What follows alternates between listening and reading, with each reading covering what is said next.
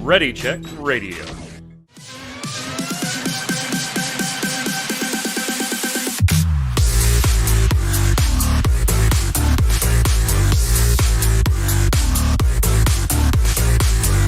I love that music, and every time I hear it, it means it's about to be a good hour. Welcome to the Relic Grind, Ready Check Radio's Final Fantasy XIV Square Enix podcast, and we had a little bit of something go on in Final Fantasy XIV this week. A little bit of a slow week, so I guess we'll talk about it. I mean, whatever. Patch 5.4 dropped on Tuesday. It's Thursday at 7 p.m. Eastern. You're here on twitch.tv/ReadyCheckRadio. If you're listening on Spotify or watching on YouTube, consider coming on over to ReadyCheckRadio.com, RAIDEO.com,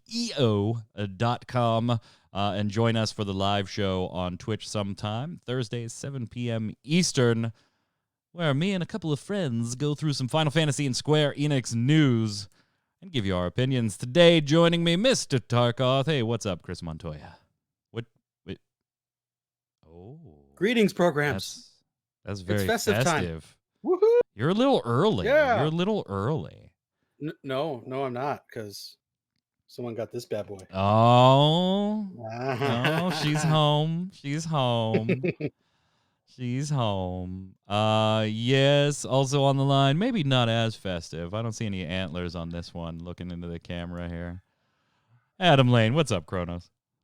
What's going on? Yeah, I don't have any antlers or a PS5. I got neither one, so. Oh, I'm sad. It's okay.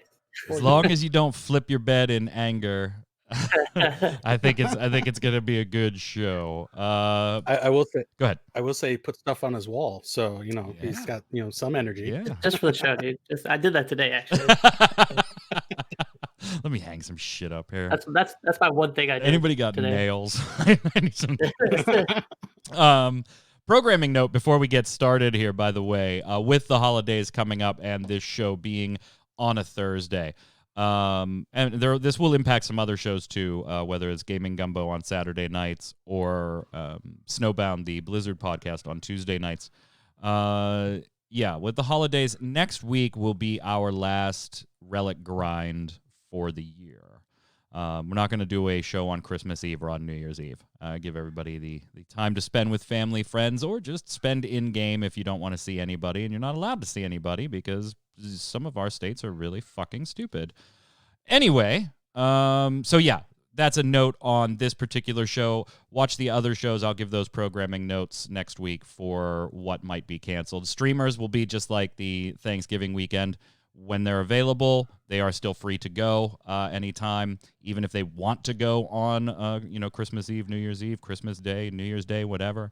They're totally free to, but if they want off. So just check, follow on Twitch. You'll get the notifications for everything. But, gentlemen, we got a lot to cover, and I don't want this to be too long. I know there's some game awards going on that we want to... I just announced something Final Fantasy related. Go for it. What was it? Sephiroth is in Smash Brothers. Oh. I'm not kidding. Oh. That's cool. Ooh.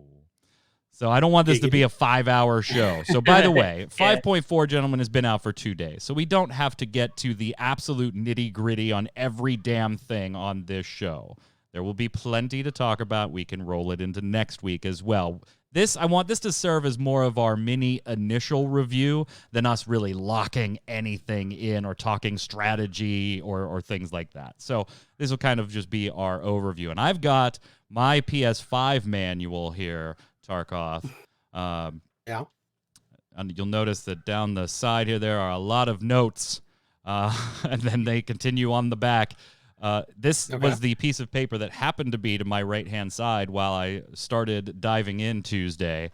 And so it was just jotting down little, okay, yeah, I want to mention this. So we've got a lot to go through. Let's start with kind of like your overall impressions. I should make a note here for viewers. There's not going to be...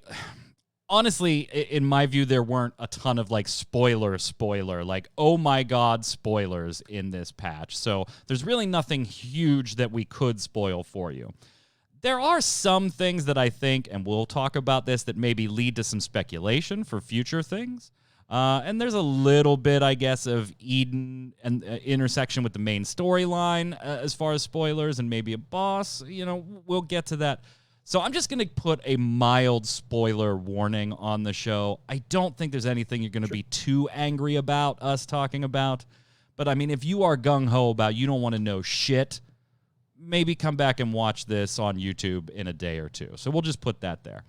Overall patch thoughts first. Kronos, will kind of go with you. This is the summation of the whole experience. Thumbs up, thumbs down, that type of thing. Definitely overall thumbs up, for sure. Anytime I get a raid and a new primal in a patch, it's really hard to not be pleased, honestly, as long as the fights are good. Raid fights seem to be good. Extreme fight is good, I think. Main story, I mean, it's pretty typical for 5.4, right? Not a crazy amount going on. We get some stuff at the end. I mean, I was a little disappointed that it felt like 9 quests of not much, but I mean, we'll maybe talk about that a little bit in a bit. But overall, yeah, good, for sure. Tarkov, do you tend to agree? I'm kind of middle of the road. I'm kind of even thumb. The fights are good. I haven't dived into Extreme Emerald Weapon yet.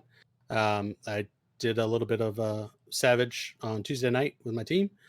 The fights are good. The story, and that's what I was looking forward to most, leaves a little bit to be desired. Eden, in particular, left me kind of disappointed. All right, so we got a thumbs up. We kind of got a sideways thumb. I hate to do this, but we're going to split the vote. I was not a fan of 5.4. I'm the positive one? Yeah, you're the positive one now.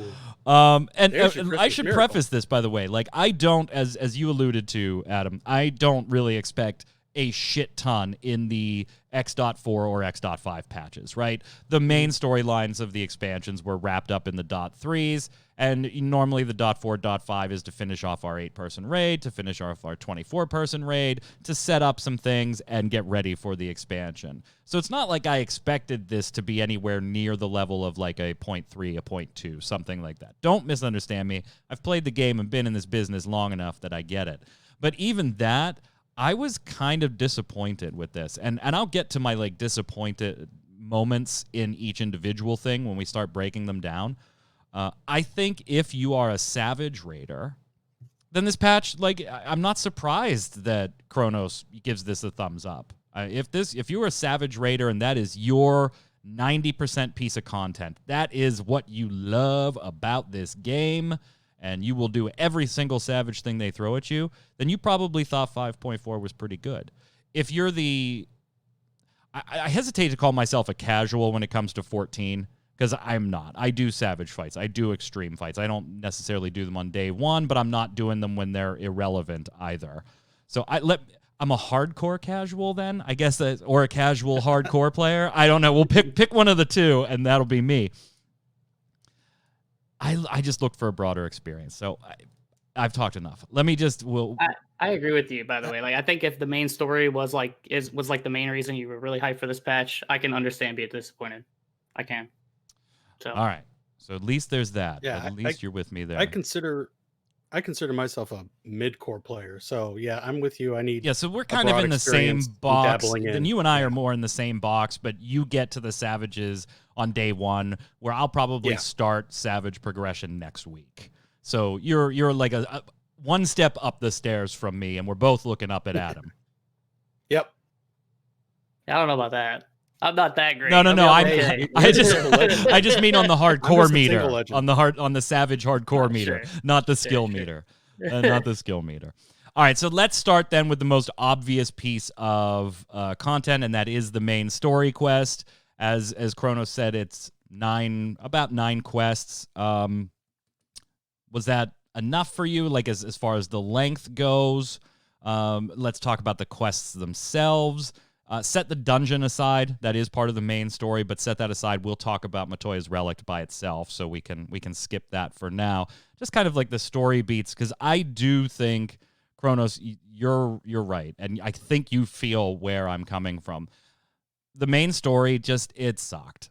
That's not to say that I don't see some of the things they're setting up and can't wait to get there, but this was 9 quests where in 1, you kill a couple of electric sprites in one of the purple circle, go to the area, they spawn, you kill them quests. One that was a dungeon, and then one that was a duty. That's it. The rest of it was walking around, clicking, and watching the story. It just felt really, really shallow to me. Yeah, I think the trailer was misleading too. Very.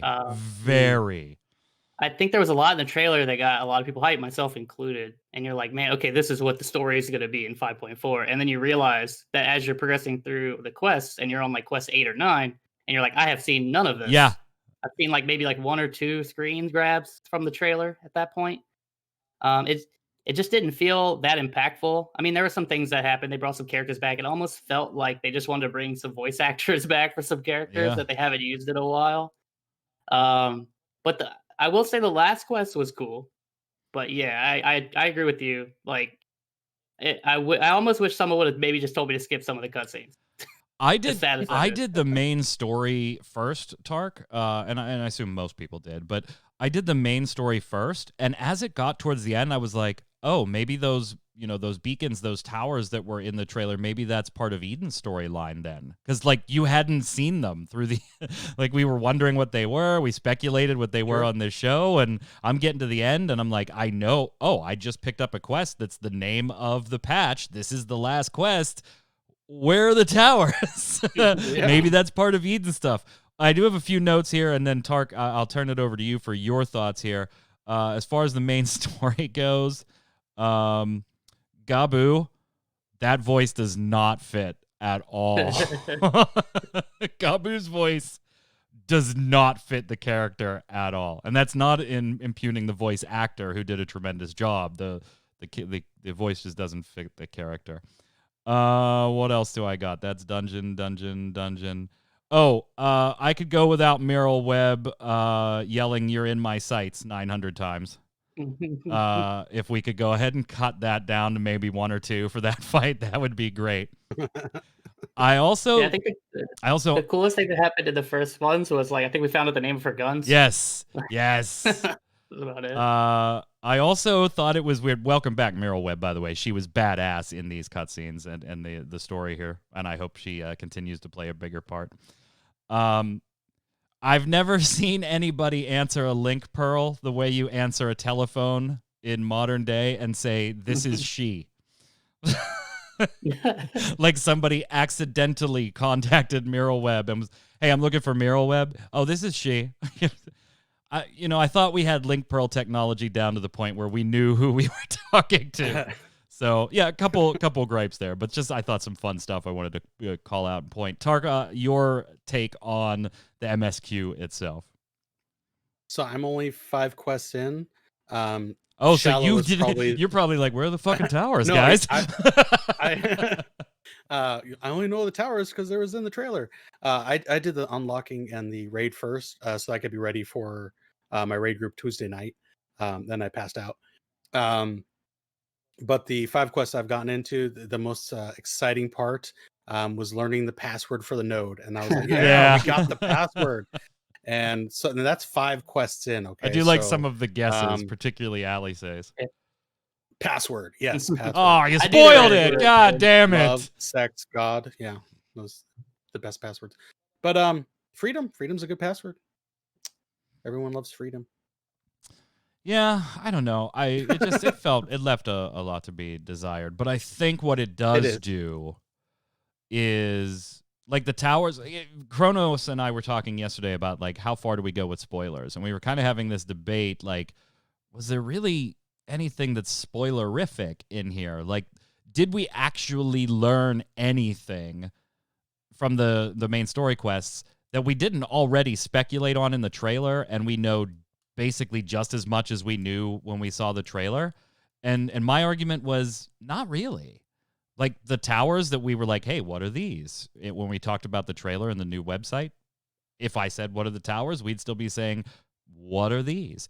We know a couple minor details that they just appeared out of nowhere, and we know who is responsible for them, or at least who the Alliance believes is responsible for them now, Kronos. But that's it. We do know that Fandaniel's pet with him is in fact, and I don't think this is a spoiler because it was what most people guessed, is a type of, or at least a modeled after Bahamut type creature, but that was pretty much it. Well, I think what it does more, Kronos, though, and to your point when we were talking about it yesterday, is it does set up some speculation for what's going to happen in .5 and the expansion itself. So I'm going to let you go on this, Kronos, because I know this is a topic you really wanted to jump into.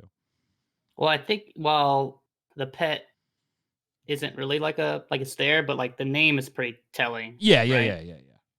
I don't. Should we even say that? Yeah, you could say that. Hey, guys, if you don't want to right. know the name of what we speculated to be a Bahamut type creature in the trailer, then shut your ears for 10 seconds.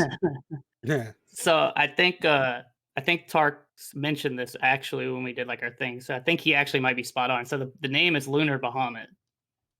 Yeah. So obviously that means like moon, right? Yeah.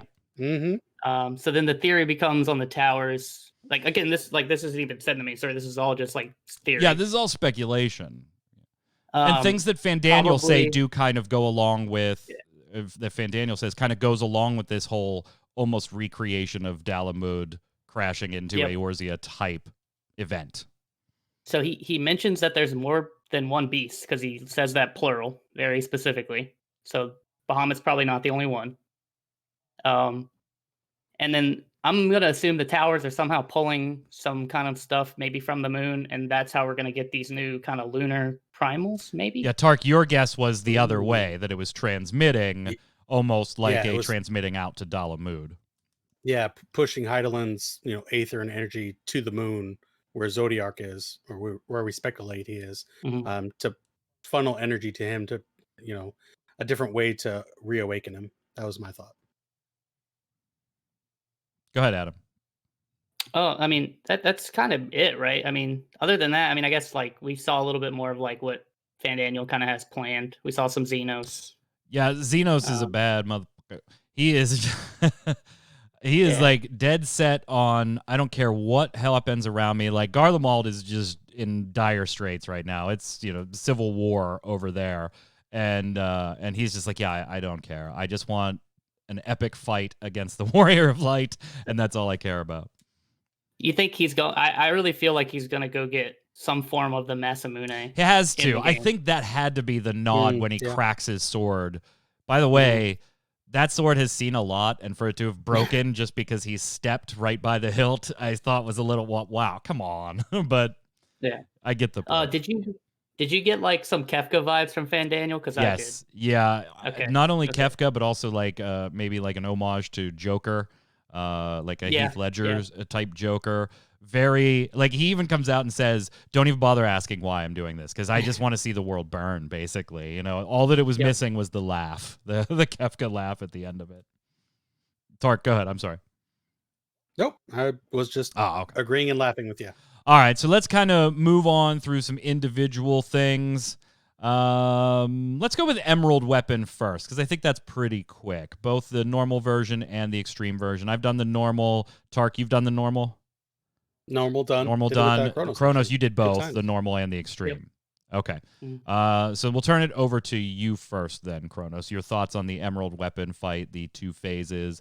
We basically only did get to see like the dock of the castrum, but whatever. We were inside it finally.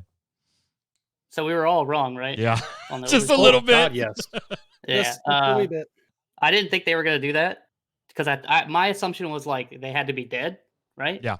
So then that kind of throws that out the window, right? So it's Gaius. His phase is really cool. I think the first phase honestly is a little bit boring. It's I mean it's still fun. Like I mean it is what it is. Even in extreme, I feel like it might be one of the easiest extreme phases I've ever done. Is the first phase. The first mechanic's the hardest mechanic, and then if you can get past that, you're going right to phase 2. I think that's everything. Fair. I mean, like the spinny thing is annoying, right? Like if you're a black mage, that sucks. Yeah. But it's not Tell me about hard, it. right?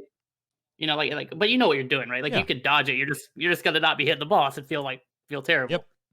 I figured out first go. The extreme though, the second phase of extreme is really fun.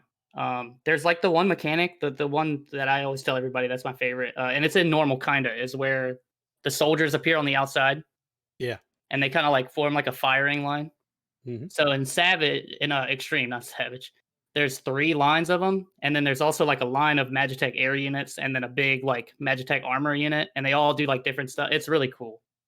So I'm a big fan of the second phase, other than the fact that it turns gold, which isn't green, but it still looks cool. So it's a really fun fight once you get to phase 2. Tarkov? Well, it's gold because that's what Gaius did in our Right. fight, man. He went gold, True. Super Saiyan on us. I liked normal mode. I love the story. I think that was the best story in the whole patch. I agree with you. The first part of the fight was meh. I feel bad for black mages all around in this patch. They're not getting any love. And the second part was just was awesome. The second part was awesome. I feel the pain. I mean, I can't really add anything more than I liked the fight. I haven't done the extreme version yet. I'll do that before next week's show, I'm sure. But yeah, I enjoyed the fight. I have to mention something funny. So I have a person in my Raideo. There's one thing I do want to add to this too. When you're done, go ahead. Oh, go ahead. No, go ahead. He skips a lot of cutscenes, and we got to the part where the Gaius Oversoul comes out, and my buddy goes, "Who's the Black Wolf?" Lord. And I go, "Dude, that's Gaius."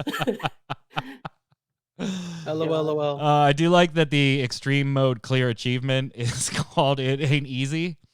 When you have a bright cheese colored boss that you just get Cheetos. It ain't easy being cheesy. They do like their puns. They love their puns. They do love their puns. They love their puns.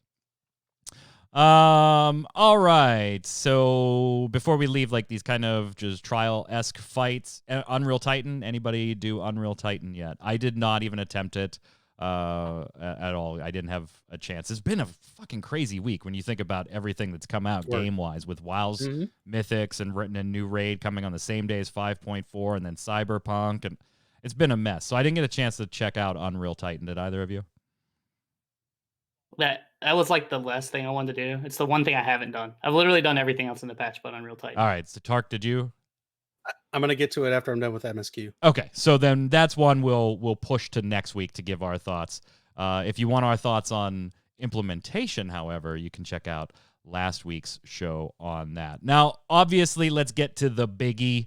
This is the meat and potatoes of 5.4, and that is the continuation, the conclusion of the Eden storyline with Eden's 9 through 12 and the Savage modes of these fights. I haven't done the Savage ones, but I can speak to the normal ones as well. So we'll start there. I thought the fights were interesting. And again, I main Black Mage or Red Mage. For these, I was maining Black Mage because I have a slightly higher gear score on my Black Mage than my Red Mage right now. So I main Black. These fights were not Black Mage friendly. Like my DPS suffered big time. And I'm used to okay, so when we did Eden Titan, right? My DPS suffers in that fight, but that's a war of attrition. Those types of fights, the original Titan and the Eden Titan, those are war of attrition, 8-person fights where you don't have to be pumping the DPS as hard as you possibly can. You just have to know the mechanics and be able to move around and dodge them for as long as it's going to take your group to down the things. Particularly 11, and then Eden 12, obviously. I thought these were really, really punishing to Black Mages. There were times where there were just massive seconds going by where I was like, I am utterly useless right now. They might as well be in a 7-man Chronos. If it makes you feel any better, World First had a Black Mage in there. I know. So it's doable. Hats off to them. It requires, as a Black Mage, it's going to require a lot of planning. Yeah, because there's a lot of movement. You have to have the mechanics memorized as a Black Mage. There is no room. Sure. You have to anticipate and then jump on the conclusion of certain abilities, and you better know. It's not enough to just know the mechanics. You have to and recognize what's going on. you really have to basically know the execution of everything that's going to happen. I'm all for it. I like it, but I wasn't expecting it to that extreme is all. I'm not bitching about this by any stretch, by the way. Yeah. I personally like a lot what they did with the normal fights. I feel like they're doing things that they haven't tried yet, which is really cool. You have like the platform stuff in 9. You have the shadow stuff at 10. 11, not so much new there. I feel like there's a lot of stuff we've seen. It felt very Seed of Sacrifice to me, like watch what Buffy has and react kind of thing. 12 was really cool, but I don't know how you guys felt. But when I beat 12, I posted this on Twitter, so you can double check. I promise. Don't say anything yet. Don't say anything yet. Okay, all right. But I don't know if y'all felt that way. I won't say anything, but I don't know if that's how y'all felt. Too. I did, and then I saw Tarkov reply to you too, and I know that he felt the same way. So but I want to call that out when we get to the Savage part. Yeah, so I'll hold off. But overall, I thought the fights were really cool. I'm really digging the fact that it felt like they finally took some risks on mechanics, and I felt like they haven't really. Like, I mean, not to say that the other fights weren't fun, right? Like 1 through 8, just didn't really feel like they were really doing much new other than just making stuff harder. Whereas this felt like fresh and new mechanically. Would you, it's total sidebar, it's not a 5.4 question, but would you have felt the same way if the fights weren't the same primals we've fought before? Like, would you have felt the same? Would you feel differently? Like the mechanics in Titan, for instance, since we were talking about that in Eden Titan, the mechanics are different enough that you would not have recognized that as a Titan fight if the character wasn't Titan. So I think a little bit of it comes from, I feel like I fought this boss. This is just Landslide in a different way. Yeah, I guess I meant more like, so, you know, in Titan, it's like, okay, you have these markers above your head. Some people stack, some people spread, some people are by themselves, right? Like that exists in other fights in different ways. Even though the landslides are different, it's still like, okay, move to the left, move to the right. Whereas like 9, the platforms make you play way different. Oh yeah. Right? Once you get to that platform stage, you're like, don't get away from me. Don't step on my platform for too long. Like I don't want to fall down. And then with 10, even especially in Savage, and we'll maybe talk about that in a minute, like that Savage specific stuff. Yep. But creating these shadows and using these shadows in a different way, you have to like place shadows in certain spots, and then the shadows do the mechanics, not the boss. Is like some stuff like that might kind of exist, but the way it's implemented in 10, I thought was extremely like 10's probably the fight I think is the coolest outside of the Savage only stuff. Yeah. Tarkov. So I was just so disappointed in the story. Just so disappointed. Yeah, and this is one area where we are going to not jump into the spoilers here, because there is some intersection with main story. I will just I'll tack on to what you said, and I was a little disappointed at the conclusion here as well, but I'll leave it to you to explain. Not to be spoily, but in all the other raids, it's been this epic thing that we've built up to, and this is the last tier, so. You know, we've had Bahamut. We've had, you know, it was a big epic thing to save the world because Bahamut, you know, that would be bad if he came back. Then we had Alexandria's draining the Aether from the world, you know, big epic world thing. Omega, another big epic, you know, endangering our star. This was a personal struggle where we're the third wheel. And I didn't feel like there was a payoff for all that we've done. The fights are awesome, though. Whoops. I totally just covered up the cameras. I'm not even thinking about what the hell I'm doing. I do have to send... Welcome to our club, though. Right? I do have to send that message, though. So we'll go ahead and send that, though. There we go. Yeah. I mean, I don't think we can really say any more than without getting into it. So let's just jump to the Savage portion. Tark, have you cleared any yet? Negative. I don't think any of us have. No, I think Kronos has. Kronos has. No. Oh, you didn't beat. I thought you beat E9. We're going back. We got to the very end. Gotcha. So I've seen the whole fight. Okay, but I've seen the whole fight. I've been watching all the World Prog stuff, so I've seen everything. Yep. And yeah, we'll clear 9 on Sunday. I'm pretty confident. And we'll get into 10. Well, so let's talk about E12 just for a second, because it wasn't Ultimisia. Spoiler, it wasn't who we thought it was going to be. No. So maybe the translations that aired on the side of this is a whole new boss, they were right. Now, that being said, the day this shit went live on Tuesday, Kronos, to be credit where due, I did see this come from other places too. I hadn't done Eden yet at the time that I saw your tweet, but you were one of the first that I saw say, I think something's up with E12. I think in E12 Savage, this might be a door boss. There might be something else going on here. And turns out you might have been right, big guy. Just a little. Just a little. Yeah. So, yeah, when I cleared it right, I'm thinking, okay, there's this big giant phase with all the... I don't want to get into it, but like, there's a phase that's basically like a cutscene, right? Kind of like how the end of Shiva was in the last tier that wasn't in Savage, where like the ice, you have to DPS the ice down. So it's kind of like that. And I was like, there's no way that's in Savage, right? Like that's a mechanic that's going to be removed. Yeah. So that's already a big portion of that fight.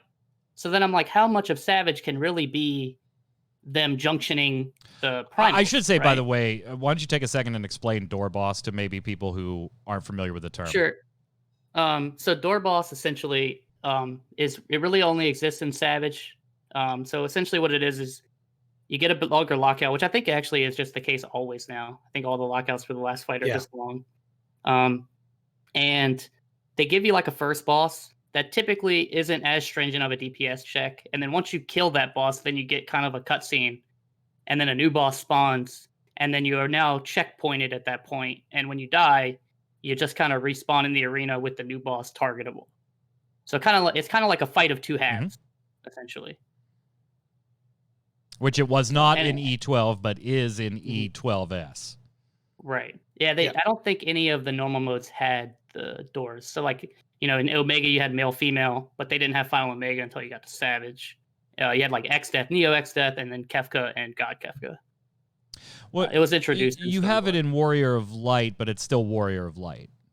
It's not a new boss that comes in after the intermission, so to speak. True. That does have a checkpoint, and the weapons have checkpoints as well. Actually, yeah. But still wasn't Ultimisia. Yeah, so it's not, but like, but could be. It kind of is. Yeah, kind of.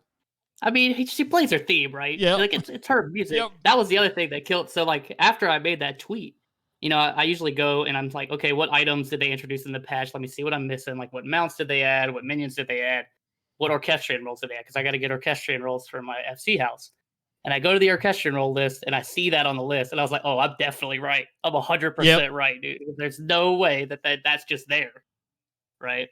And I was actually pretty sure at that point. I was like, oh, we're all right. It's Ultimisia. Yeah. And of course it's not. So, but I mean, she's pretty cool. She's got a lot of cool mechanics. I will say one thing. I think if they would have door bossed Savaged and put Ultimisia in there, I actually think I would have had a problem with that. Because the people wouldn't have been able to enjoy that kind of thing. Yeah, because people that don't do the Savage stuff, that is a big Final Fantasy nod. And normally Yoshi P and team are very good at, putting the nods in accessible things. Like all three of us are going to run Savage, so that's fine. We'll get to see it at some point, whether it's today or next Friday. We'll get to see it. But we're part of, a very minority group that does the Savages, clears them when they're relevant, that type of stuff. So I'm happy that it wasn't Ultimisia there, even though I would have liked for it to have been. Does that make any damn sense at all? It does. It does. Nope, it does. I get that. Did you feel that way for Kefka and Neo as well? Yeah. I kind of get that sentiment.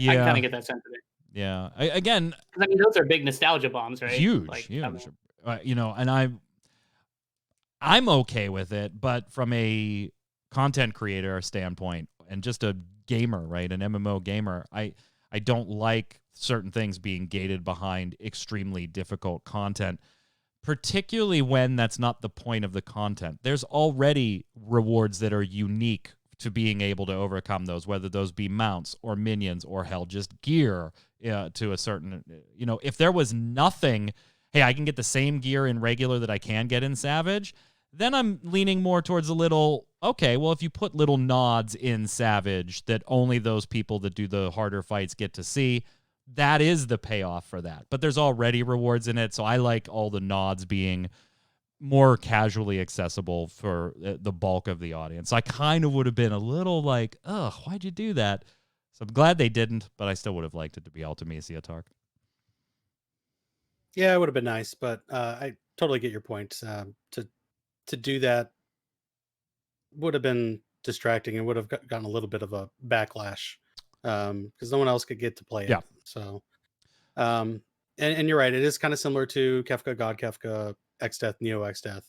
But this is the funny part is that they made this whole Savage thing and normal separate so that people could experience the story and the content and get those winks and nods. But then they do stuff like, these door bosses with extra fights. So I'm okay with that. I'm okay with the extra fights. I just think they have to be selective about who they are. You don't want to use named, sure, no other way to see that character. That's why I did have the problem with Kefka and stuff like that. So, anyway. Before we've still got a couple things to do, and I know we're running against the Game Awards here at the same time. So thank you to the limited audience that made today's show. I appreciate it. There's Game Awards? All of your friends in chat will be back next Thursday, I'm sure. We still have Matoya's Relic and some side story quests and a few other small things to talk about as far as our initial 2-day impressions. But before we get to those, I want to sidebar and ask you gentlemen a little something here because you guys started. It is quiet in chat today. That's what happens when everybody's missing. Damn you, Jeff Keighley. I talked to you. I said don't do it on Thursday. Anyway, we talked about this a little before the show in pre-show, preparing for raids, particularly Savages. And I just want to get your personal flavors. Do you like totally blind progression, Tarkov? Like you and your 7 people that are going to go with you have no idea on any mechanics and you're just going to fight it out and figure out the mechanics and all that stuff? Keylime. Hey, Keylime. Welcome. We'll be chatting about Keylime in just a minute here, actually. You or you more, hey, everybody make sure you watch the video, then let's go, or hey, there's no videos out yet, but I've researched some of the mechanics, let's go. How do you tackle with your team the jumping into Savage for the first time? So there's really 2 schools of thought. Can you execute the plan that is readily available in videos and guides and such? That's one way to go about the content. I personally like solving the puzzles. The challenge with going in blind to solve those puzzles is you got to have 7 people that are on that same kind of wavelength.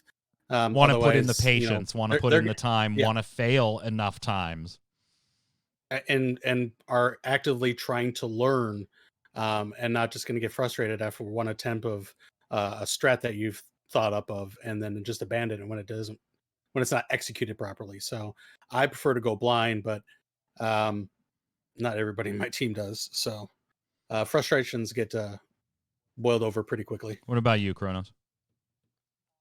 So yeah, we kind of we go in day 1, but we definitely watch the race, so we have a good idea of like how to do things. Yeah, so you haven't watched a guide, but you've watched basically a warning video.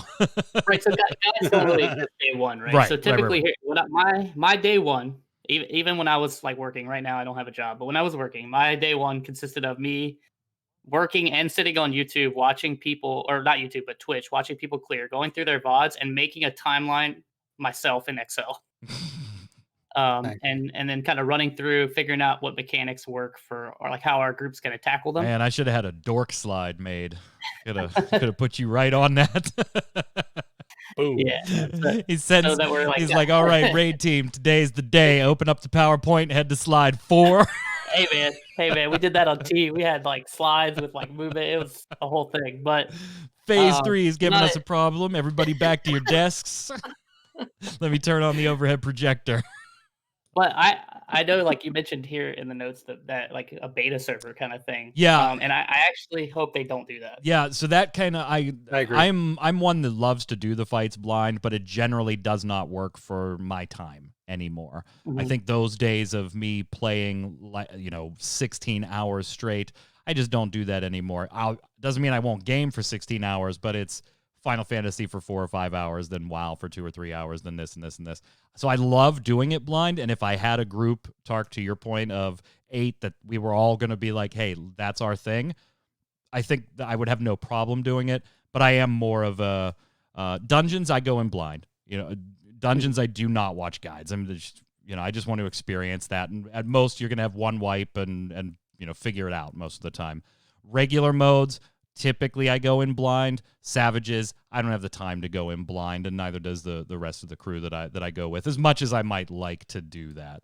And so the question of beta came from World of Warcraft launched its Castle Nathria Tuesday. We talked about that on Snowbound Tuesday night. You can check that out on ReadyCheckRadio.com or on YouTube. Check it out on our YouTube channel. Plug. Anyway, there's, before the content's even out, there are guides. Now, they could change, right? Because the mechanics could be tweaked or altered a little bit. But generally, they don't. But those guides come from beta builds because there is public testing. It is closed, so it's not a huge audience, but there is testing for those fights. You don't want to see Final Fantasy do something like that, Kronos, where you have an idea of the core mechanics before the patch is even launched? No, and I'll do like a short explanation why. So I agree with you. My group doesn't do blind for the same reason you don't, right? I mean, we're all like 30 something, right? Most of us have jobs or can't have to do a lot of things during the day. Bitch. I'm 24. Well, okay, yeah. All right, my bad. For the 13th time in a row. But like we only raid, like right now, like we went back from 3 days a week to 2 days a week, which isn't really a lot if you're trying to clear fast, it really to be isn't. honest. So we kind of have to maximize our time, right? So that's why I do the spreadsheets, I do all the other stuff so that we can try to down the last fight within the first few weeks. Right. That's usually our goal. However, I think if a beta environment existed, it would take a lot away from World First. I actually really enjoy watching World First people prog and trying to see how I would do the mechanics as well. Yeah. And then seeing how they solve it because they're way smarter than I am. I don't ever want to play this game for 16 hours on the first day it comes out and just do one fight. Like, that's not my thing, for sure. No. But I do really enjoy watching the people that are very good at the game solve the puzzles that way, and the way that Tark explained earlier, where I think that's fun for a lot of people. You just have to get 7 other people on board with you to solve it that way, and then make them understand that if they're not as good as these World First Raiders, it's going to take a while, right? I think that's the biggest drawback. But I don't like the fact that, like, and I don't really play WoW, so I can't speak to it too much, but I don't like that they kind of already know what's going on before it goes on. I like the mystery that Final Fantasy has, where it's like, oh, they beat the first boss, let's see what the second boss does now. Yep. Yeah, like, I mean, it goes as far as, like, we're talking about having a beta server in World of Warcraft and knowing mechanics. We went into 5.4 not knowing who half the bosses were. Right. That's a talk about two ends of the extreme there, Tarkov. Yeah, totally agree with you. I think if they were ever to do anything like a beta, they would need to give us more bosses, because the 4 would just be decimated and be done, and guides would be up within hours, and just wouldn't be a good raiding environment. So if they're going to keep it at 4, they just got to not do beta and just have a great quality assessment team, making sure that there's no bugs, and the fights can be done proper way. Sorry to sidebar that, but I like throwing our own opinions in here too. Oh yeah, like on sidebar stuff, and I thought this was a good time to go ahead and bring it up, hot on the heels of WoW's raid release Tuesday and 5.4 on Tuesday.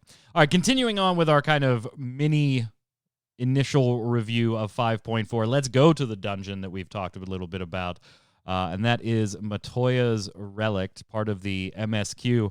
Now, the footage you're watching here is from a YouTube content creator named Keylime, who's in chat. Thank you so much for hanging out, for heading on over here. This is Keylime's guide. I've put also Keylime's YouTube channel in the URL. For those of you watching on YouTube later or listening on Spotify, this will also be, the link to Keylime's channel will also be in the description below, whether you're on ReadyCheckRadio.com or on our YouTube channel. Keylime does a lot of like different game content. Has recently just kind of gotten into making not playing 14. He's been playing for a while, but making 14 content. So this is a Matoya guide. Wanted to reach out and use it as footage because I liked the way it was done, and I think you should go check it out. So YouTube, key lime. Check out that link. So thank you for permission for using this. 3 bosses. What do we think? I will say the dialogue between the Matoyas was very, very cool. Was very funny leading into this.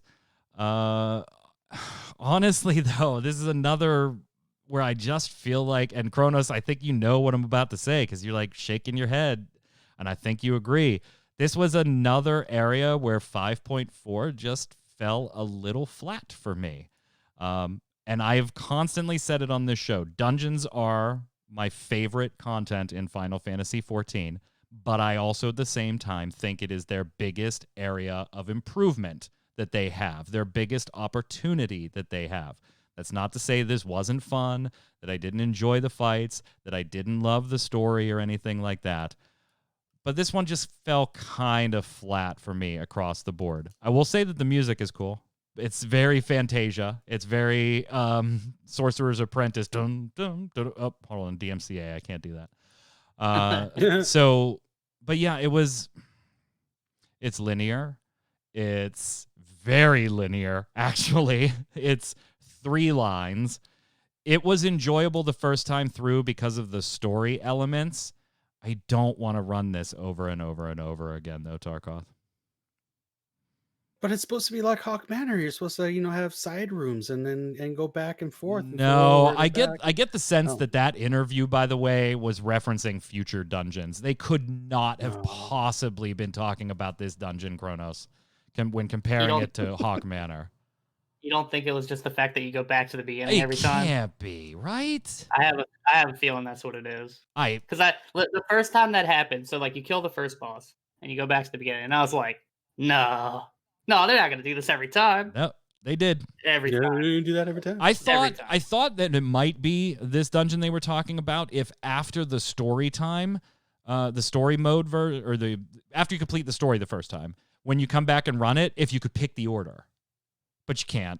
Oh, right. Yeah, that would actually have been kind of cool. Yeah. I didn't even think about that. That would have been at least something. Right. And I tried it again. I was like, well, maybe that's what they're talking about. Maybe if we go back in, you can pick the order of the 3 frogs you go through. You can't.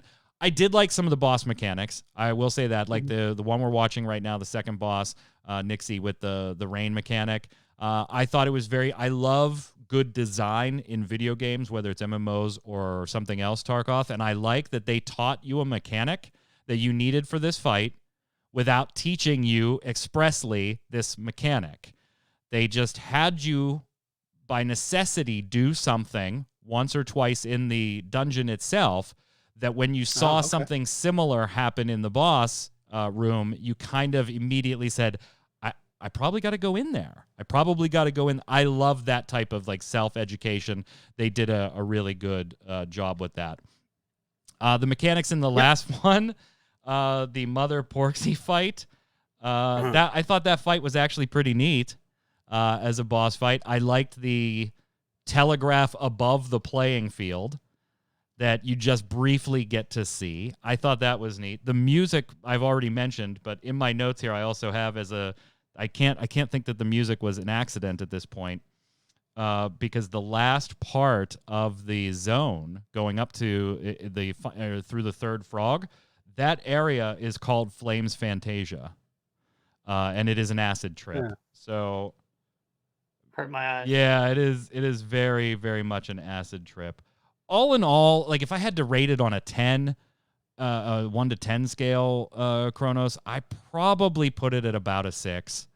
I liked the boss fights. I liked some of the mechanics. I thought there was some nice room for growth into some other things.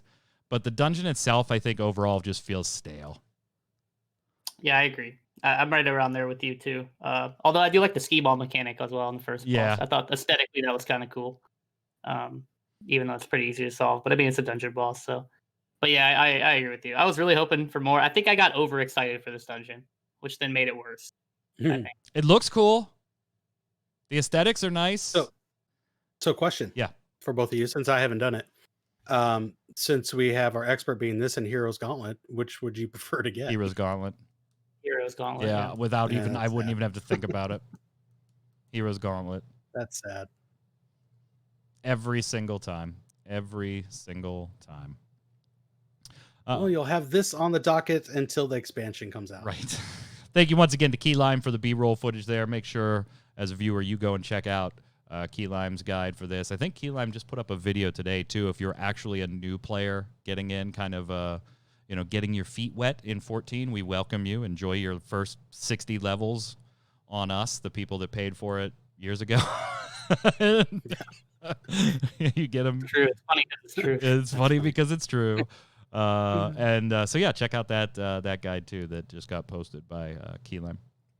Anybody do the side story quests? I have done all of them. I didn't get a chance to do them, so what's all the you, deal? Man. Yeah, we'll just turn it over to you on that one. The void ones are interesting because I don't want to spoil it for you guys since you guys haven't done it. The void ones are very interesting. It brings back characters we haven't talked to in a while, which is pretty cool. And it looks like it's going to lead into something kind of new as far as side stories goes, which is also cool. The Nier stuff, pretty short. If you really care about the Nier story, it's very relevant to, it seems like, what they're going to do story-wise, but most people think the Nier story is kind of flat, so yep. I don't think a lot of people are going to care. But they're both actually pretty short. The void stuff, I think it's like 4 quests. I thought the Yorha one was like 1. It's only 1 quest, but the void one's like 4. Oh, gotcha. Yeah, and the void one actually requires you to do all the role quests. Yes, it leads out of that. Yeah, it's the role quest. And actually, there's some of the role quest stuff in this raid if you have done all those, which is kind of cool. I don't know if you guys treasure maps. Tarkov, were they the divine sexual experience you were looking for when you moaned on the last show about the rework here? Like, did you have to take a break for a little bit?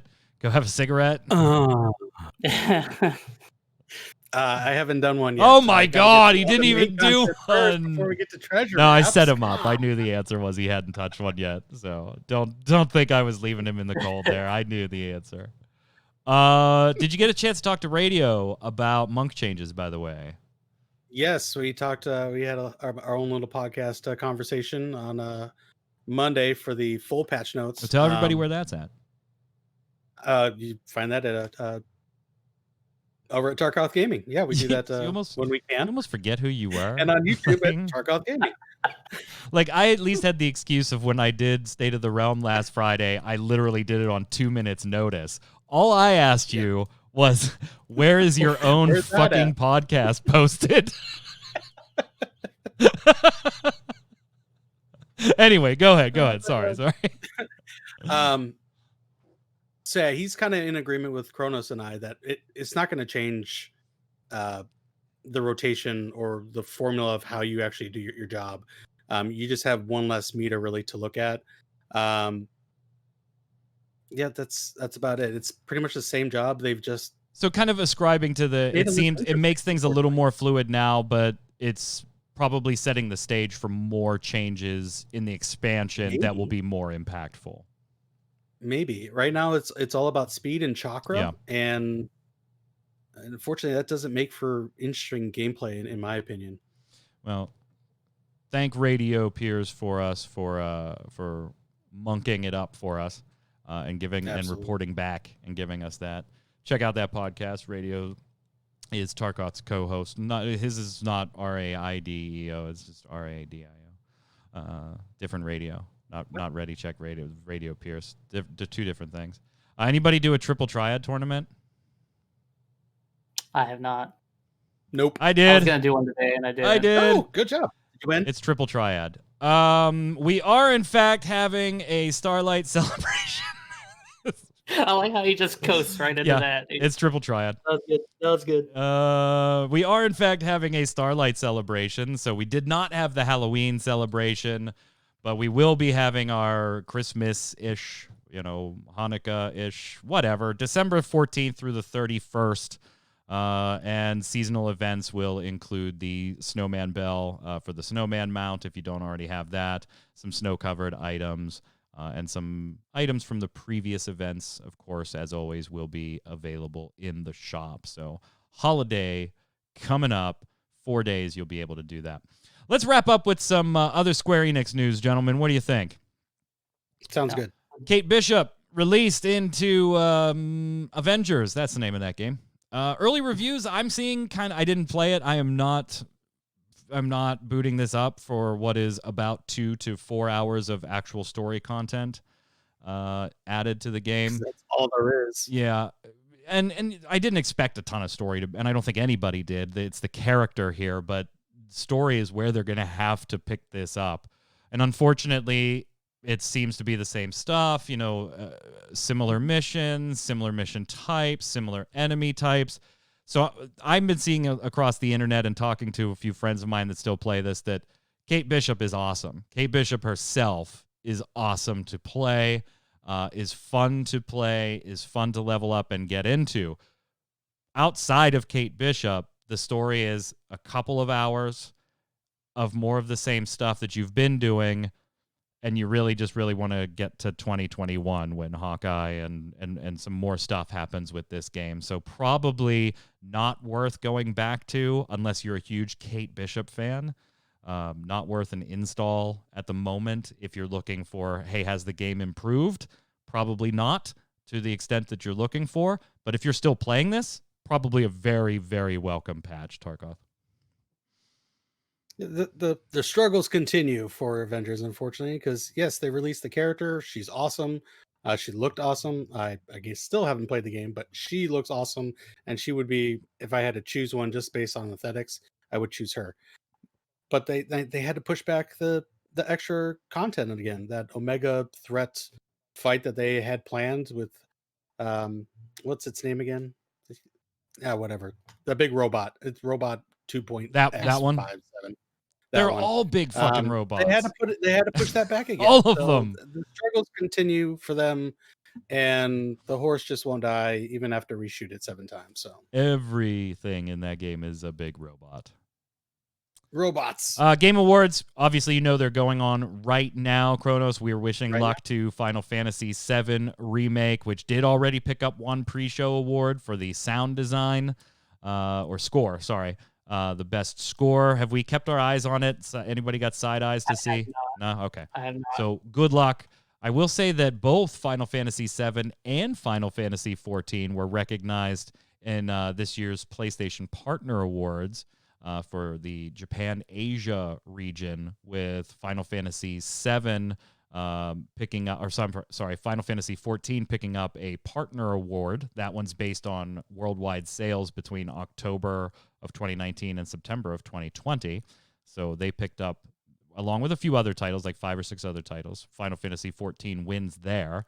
And then Final Fantasy VII Remake picks up one of the Grand Awards, awarded to the top 3 titles developed in Japan and Asia region with the highest worldwide sales for that same time period. So congratulations, Final Fantasy seems to sell. They're both deserving. They're both awesome. Pretty popular. They sell.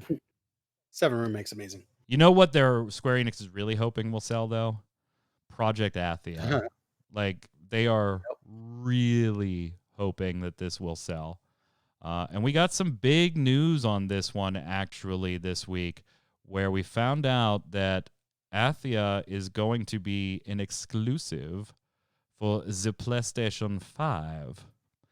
And what's really different about this is it's going to be for 2 years, at least a 2-year exclusive to the PS5. Tarkov, you're shaking your head. You don't like this. It's unfortunate, and we'll talk more about that later. But I as a general, I don't like exclusive deals like this. First party I get, I understand, but exclusive deals like this, I don't appreciate. Kronos, looks like you're agreeing there. I agree, 100%. Yeah. I think you're only agreeing because you don't have a PS5 yet. You'll have one by the time this comes out. I will. And I mean, I have look at you, you stupid. Okay, hold on. If you're gonna be a dick, I gotta be a dick too. But I mean, 7 Remake. Do we even know when that's coming out on PC? Because they haven't even said anything. That's been out for almost a year now, right? For which one? 7 Remake. Oh, 1 full year from release date. So next April 12th. Yeah, next April. Yeah. But I haven't seen anything. You would think they would want to hype that up, and I don't think they really a little bit have said anything. Because I'll buy that when it comes out. In a couple months they will. Yeah. When it gets closer. Athia is a heavy, heavy Square Enix investment. Sony picked this up for 2 years because of, apparently from Sony's perspective, how much they're seeing Square is heavily invested. They want this to, quote, be the next big thing. Mhm. So much so that they were a little bit deceptive. They were a Yeah, they little were. bit deceptive, even internally on this one.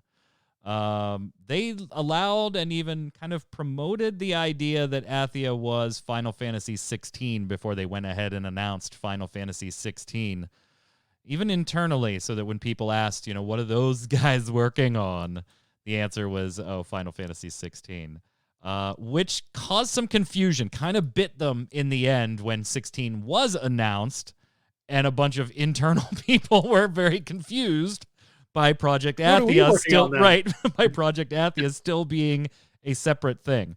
What we can't get from anybody is details on exactly what this is, like what type of game this is. We know it's going to be like a adventure-ish, but we don't know if it's going to fall like solely into an action, solely into an RPG, a hybrid of these. We don't know this stuff. Now the team has said, the leaders of the team have said they do know, but that they're not answering those questions because they don't know how much they're allowed to publicly say right now. Definitely, I will admit, I thought it was 16 the first time I saw this trailer. I watched it a few times after it was revealed and kind of landed on, actually, I don't think it is. But upon first glance, I did think it was. I'm very excited for it.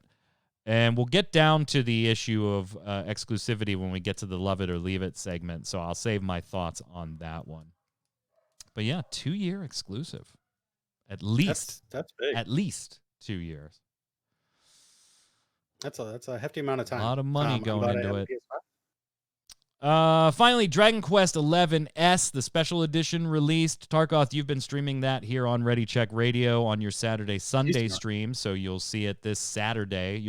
Tarkov will be off on Sunday for progression rating, so you'll see Zista, but then you won't have Tarkov after that. But if you want to see him play some Dragon Quest, continuing his first ever playthrough, check that out on Saturday evening, East Coast time. But a lot of people not happy here because apparently launching S means P.S. They announced Sephiroth is the new Smash DLC character. Yes, we talked about that at the top of the show. Thank you, Keylime. Relevant Final Fantasy news. See, we've got reporters in the field dialing back in live.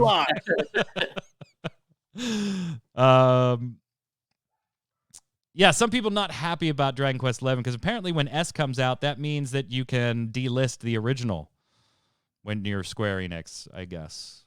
Yeah. So they went ahead and delisted the original, which I don't think was generally a good idea for a couple of reasons. Now, the primary arguments against this one are, one, people aren't liking feeling like they got to pay a full retail price for just some minor additions to the game that they would like to check out. So when you delist the previous products, then you know an upgrade isn't an option or isn't going to be a future option anymore.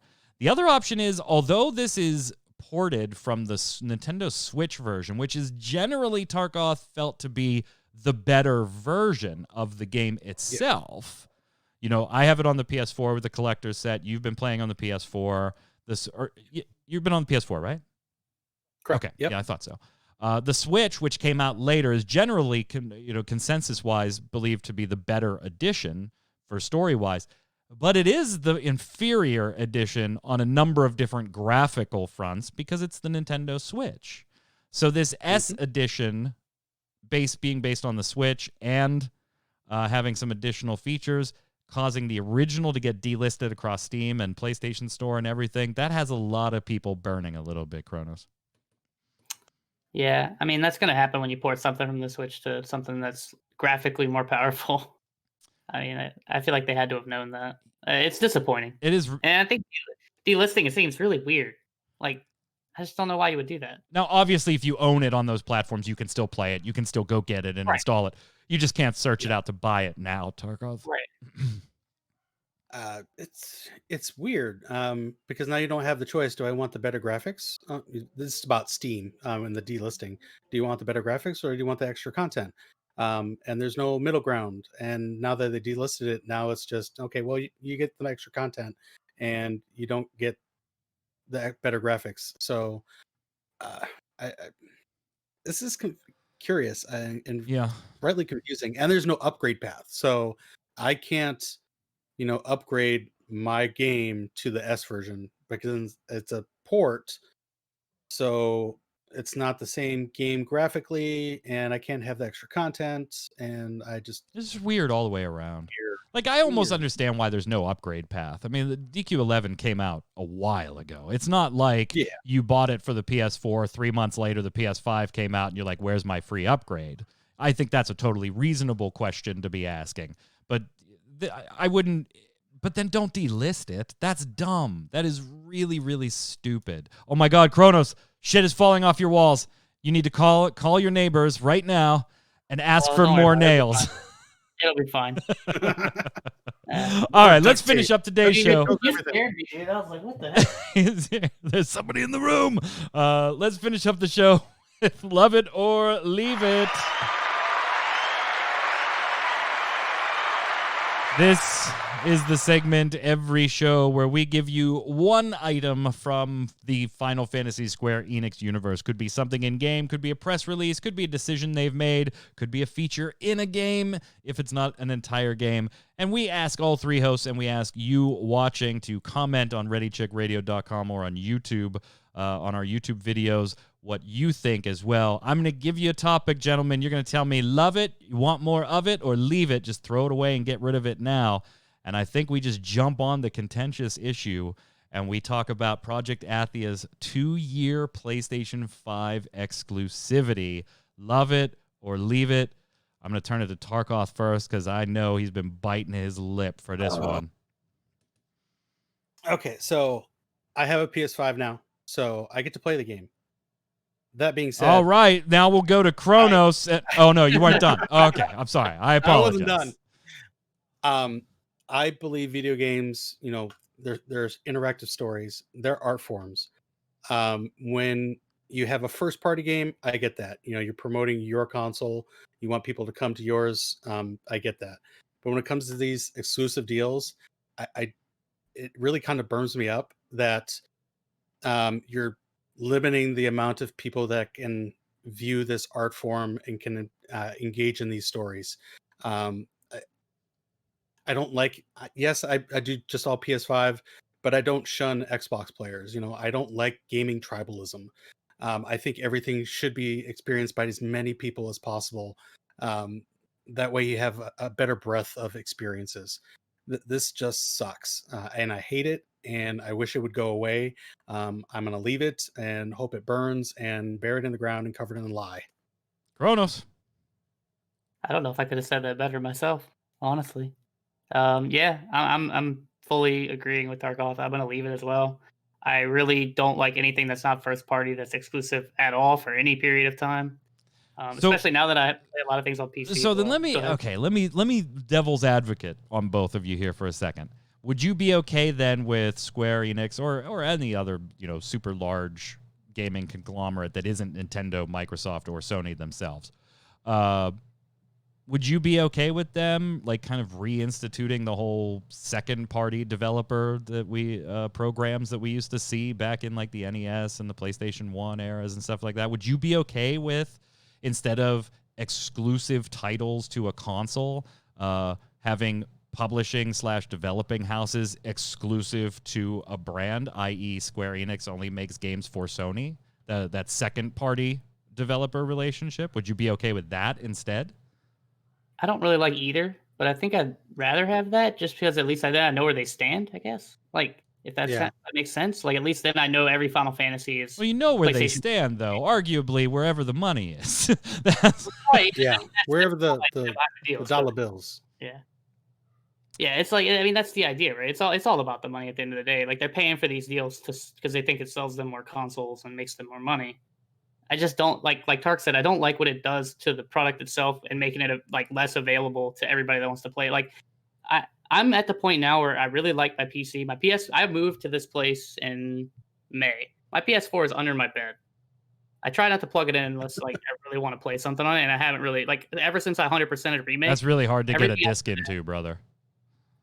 everything else I have is on my PC. So like, I like having all my stuff in one place. I don't like having to, and I don't really have like a entertainment system or anything like that where I can like unplug, like, have everything plugged up at the same time. So that's more of like a personal thing for me. But like, I really like Steam how it is now, where like a lot of things are there, and I wish they like fed more into that. Like I like that all the Final Fantasies are there for the most part, but it just disappoints me when I see anything exclusive at all, because I want it to be available to as many people as possible. And I think regardless, they're gonna make money off of it. Like I get why they do it. It's just upsetting, is all. Oh, I bet everybody's breathing a sigh of relief that they didn't exclusive Marvel's Avengers. That's for sure. Square Enix felt really invested in that one, guys. Well, no. They partly did, though. No. They put Spider-Man, Yeah, but that, PlayStation that is only. 100. So many people Well, that is pissed a off about slimy that. thing, too, by the way. That was 100 bajillion% different from a game being exclusive. But yeah, it's still slimy. I think that's worse. I do think that's I worse. think it's worse because you devalue the other versions of the product. I'd rather it be exclusive for a year than to basically tell PC and Xbox players your $60 spends differently. Yeah, and by the way, I'm just playing devil's advocate. I'm going to leave this one too. I'm in the fortunate position, like financially and in a place in my life, and I feel very fortunate to be in that position where I have a high-end PC. I have a PS5. I have an Xbox. The exclusivity stuff, the Xbox, whatever, Series X, the exclusivity stuff doesn't impact me personally because I have the ability to be able to do that. I didn't for a long time in my life, and I very much didn't when I was under the financial purview of my parents when I was younger. So, yeah, I hate exclusives in general. And this one, oof, 2 years on. Now, here's the hoping it doesn't flop, though, because Avengers isn't doing all that well right now either.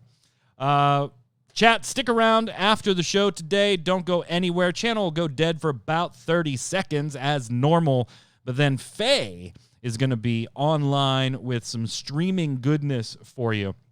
So anytime you join us live, make sure you hang out for the show. Post-show, after a few minutes, we cut it, reorganize, and then bring our streamers on. Today, Faye is going to be streaming. Faye, how are you? I'm well. How about y'all? You're nice and cozy and comfy. That. Yeah, you got is that coffee? Hot beverage and a... Yes, I'm going to brag on my coffee pot at the beginning of the stream. So, this is just like the softest blanket ever. So while everybody is getting hype about the Game Awards, we are going to chill and have a nice snuggly evening on this very chilly night. You are being hunted. Actually, Madam, you're being hunted because we're going to play Madam tonight. All right. Sounds like a lot of fun. Chat, hang tight. Faye, we'll see you in just a minute. We'll be back with Gaming Gumbo Saturday, 7 p.m. as far as shows, but make sure you're following twitch.tv/ReadyCheckRadio so you get all the notifications for all the streamers, myself, and all the other volunteers that stream here, having a great time sharing their passion of games with you. We'll be back for Relic Grind next Thursday for our last show of 2020 as we head into the holidays, Thursday at 7 p.m. Until that time, Kronos, where can everybody find you? Yeah, same as always. So Twitter's below. If you want to go there for my psychic predictions, maybe you can flame me next time I'm wrong. There's a door boss. Yeah, you can flame me next time I'm wrong. I'm pretty sure I'll be wrong plenty of times. Tarkov. Twitch, Twitter, YouTube, all at Tarkov Gaming, and here Saturday nights doing some Dragon Quest XI. I'm Mike Byrne. You can follow me right there at Magic Man 1 at Twitter, but more importantly, follow at RC Radio, RAIDEO on Twitter, so you get tweets of all the latest and greatest from the world of all three of our shows. And until next time, gang, stay safe. We'll see you out on the surface.